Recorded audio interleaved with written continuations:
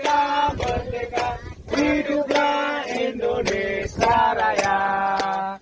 Indonesia Raya. Inilah kisah prajurit Satgas Yonif Mekanis Rider 412 Kostrad. Mereka bertugas dan menjalankan misi menjaga NKRI di pedalaman Kabupaten Lanijaya, Papua. Tak hanya memastikan kedaulatan NKRI, mereka juga membawa misi lain, meningkatkan pendidikan dan kesehatan warga di pedalaman. Selama 1 tahun bertugas, berbagai kegiatan dan penyuluhan digelar. Para prajurit membagikan pengetahuan dan mengajarkan anak-anak pendidikan dasar. Tak sampai di situ, mereka juga menggelar pemeriksaan kesehatan bagi warga setempat. Saat ini kami bertugas sebagai dokter Satgas Batalion Yonif Mekanis Rider 412 Kostrad. Jadi di daerah Lanijaya ini khususnya untuk masalah kesehatan, orang-orang masih banyak mengakui namanya penyakit adat.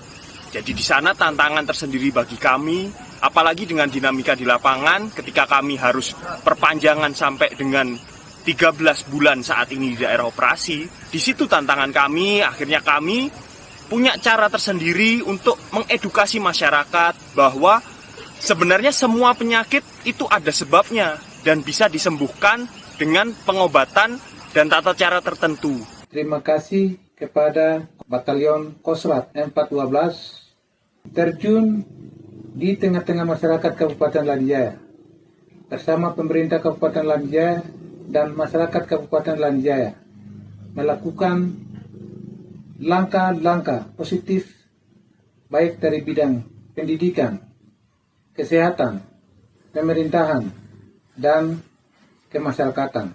Karena itu kami atas nama pemerintah dan masyarakat Kabupaten Lanijaya menyampaikan terima kasih yang setinggi-tingginya.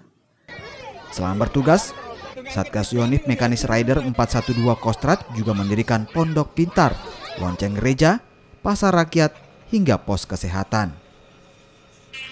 Mereka berharap apa yang ditinggalkan para prajurit itu bisa membawa kehidupan yang lebih baik untuk rakyat Papua. Tim Liputan Kompas TV.